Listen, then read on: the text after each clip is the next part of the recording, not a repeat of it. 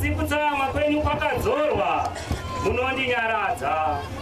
Tarirai, Mwari ndiye ruponeso rwangu, ndichavimba naye, handingatyi, nokuti Jehovha, iye Jehovha, ndiye simba rangu norwiyo rwangu, iye waruponeso rwangu.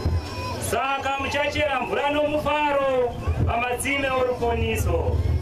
Zvino nezuva iro muchati, tendai Jehovha, paridzai zita rake, zivisai mabasa ake pakati pavanhu, muudze vanhu kuti zita rake rinokudziwa.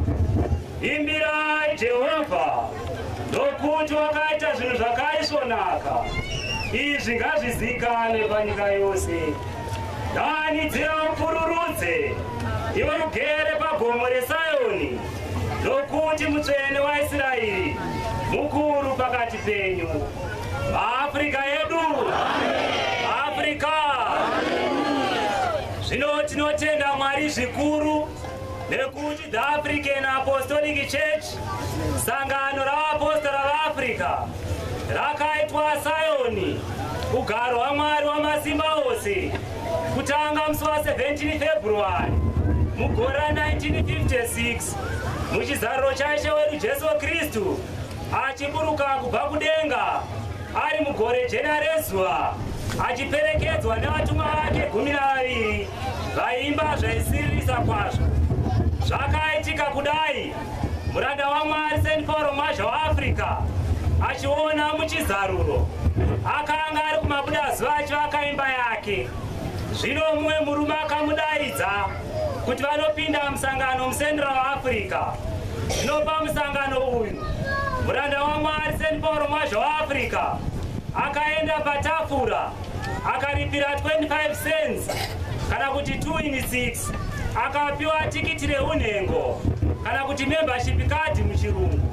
Zvino pamusangano uyu vakanga varume 13 kusanganisira muranda waMwari St. Paul Mwazha waAfrica vakanga vana makadhi eunhengo. Zvino kuzoti musangano uyu wapera, muranda waMwari St. Paul Mwazha waAfrica akadzokera kumabudazuva kuti anopedzisa kuvaka imba yake iya.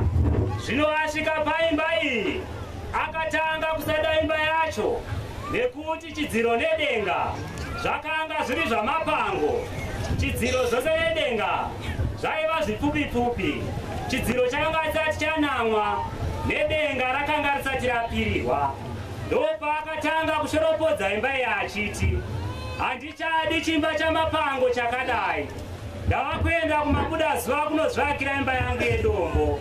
Zvino akatanga kufamba achienda kumabudazuva, akaona ave kutungamirirwa nemutumwa waMwari uyo aigara simubatsira nguva dzose. Zvino vakafamba vachienda kumabudazuva, ndokuona vasvika panzvimbo yezvikomo, vakaona vatarisana neshongwe 2 dzamabwe. Yakanga iri mberi, yakanga yakareba chaizvo kuenda mudenga, neduku yava kurutivi rwaibva napo. Zvino mutumwa uyo aimutungamirira akakwira pashongwe duku yebwe iya. Muranda waMwari St. Paul Mwazha waAfrica ndokuchibva akwirawo. Anoti mutumwa uyo handina kuzomuonazve, akabva anyangarika. Zvino muranda waMwari St. Paul Mwazha waAfrica akasara amire ari oga, akatarisana neshongwe refu yaiva mberi kwake. Ipapo akanzwa zwi raMwari richibva kudenga richiti, tarira, nyenye yaMwari iri kuburuka panyika. Muranda waMwari St. Paul Mwazha waAfrica akasimudzira meso ake kumusoro kumabudazuva, ndokuchinzwa kuimba kunoshamisa dzutu kuchibva mudenga negore jena rezuva rakanga richiburuka panyika, rakatakura mambo Jesu Kristu nyenye yaMwari navatumwa vakuru vedenga vaimuperekedza nekuimba.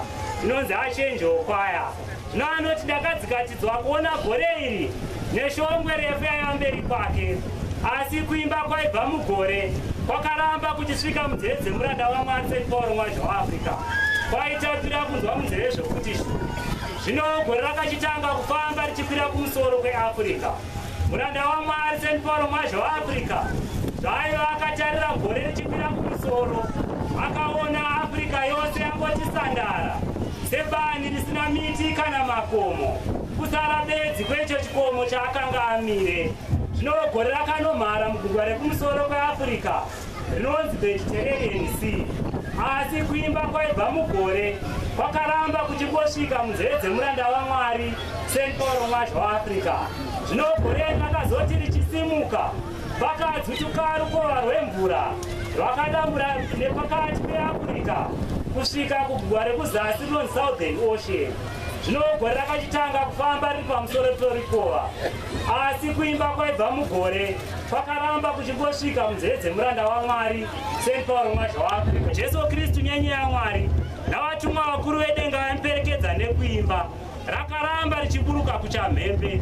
Kudakara rasvika pedyo napo pachikomo paya pamire muranda waMwari St. Paul Mwazha waAfrica. Zvino ndopakati regai ndiburuke ndinochingamidza mambo navatumwa vake vaimuperekedza.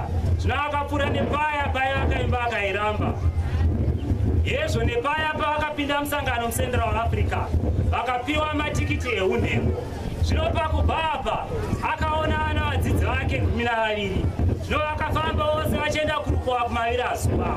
Zvino vakati vasvika kurukova vakatarira kumusoro ndokuona gore ramambo rava pedyo navo. Nekuimba kwaibva mariri kuchivazadza nemufaro mukuru. Zvino kuzoti gore iri ratarisana navo, muranda waMwari St. Paul Mwazha waAfrica akazadzwa nesimba guru ramudzimanera. Akadanidzira nezwi guru achiti, tarisa, ndinokanda muSayoni ibwe rekona rakashanangurwa naMwari rinokosha, ndounotenda kwaari haanganyadziswi. Zvino gore rakaramba richifamba richidzika nerukova. Muranda waMwari St. Paul Mwazha waAfrica nevadzidzi vake vakati regai tinorindira gore ramambo iri tave zasi. Zvino vakamhanya vari mhiri yerukova yamabvazuva. Muranda waMwari St. Paul Mwazha waAfrica akaona michinjikwa miviri yegoridhe yakanga yakazendamiswa pamashizha omuti wemukute wakanga wakasvibira kwazvo uri pamahombekombe erukova. Ndokuchiti kuvadzidzi vake, honai, iyi ndo michinjikwa miviri yamambo iri kuzosara iri muno muCentral Africa. Zvino gore ramambo rakasvikazve nepavaiva, nekuimba kwaibva mariri kuchivazadza nemufaro mukuru. Zvino kuzoti ratarisana navo, muranda waMwari St. Paul Mwazha waAfrica akazadzwa nesimba guru ramudzimanera. Akatanga kurumbidza Mwari nezwi guru achiti, Eli Jesu, Eli Jesu, Eli Jesu. Zvino gore rakaramba richidzika nerukova. Muranda waMwari St. Paul Mwazha waAfrica nevadzidzi vake vakaramba vachiteera gore achingorumbidza Mwari nezwi guru achiti, Eli Jesu, Eli Jesu. Kudakara asvika munyika yeSouth Africa, Drakensberg Mountain. Zvino zasi uko muranda waMwari St. Paul Mwazha waAfrica akachiti kuvadzidzi vake, honai, Ishe achiri kumbogura nenyika dzose. Zvino ngatidzokerei kwakare kugomo. Zvino vakapinduka vakadzokera kwakare kugomo, uko muranda waMwari St. Paul Mwazha waAfrica kwaakatanga kunzwa izwi raMwari richiti, tarira, nyenyaya yaMwari iri kuburuka panyika. Ipapo muranda waMwari St. Paul Mwazha waAfrica akapepuka akazadzwa nesimba guru ramudzimanera akanamata kuna Mwari. MaAfrica edu, Africa. Zvino tinotenda Mwari zvikuru nekuti vose vari kutenda kuna Jesu uyo akatuma muranda wake St. Paul Mwazha waAfrica kumazuva ane kupedzisira kuzorodza vanotenda vari muThe African Apostolic Church. Vari kuzorodzwa, havasi kunyadziswa. Kudza Jehovha, kudza Jehovha.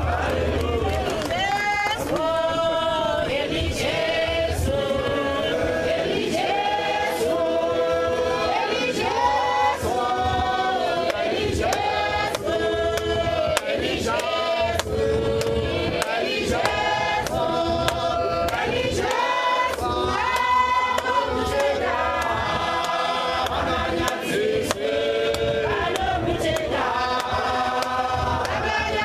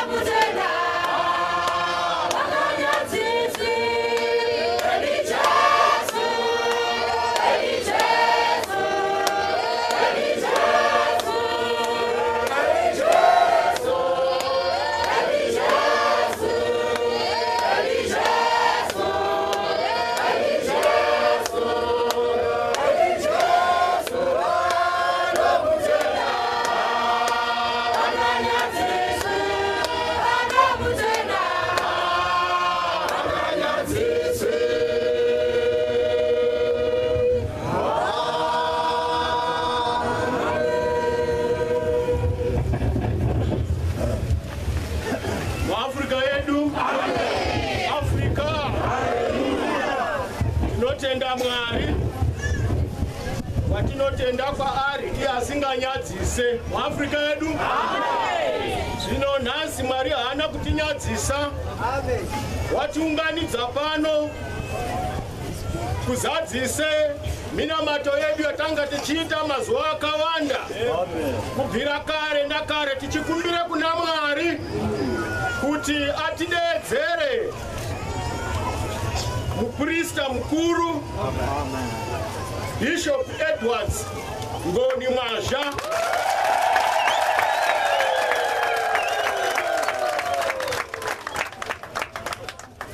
zvino Mwari haanyadzise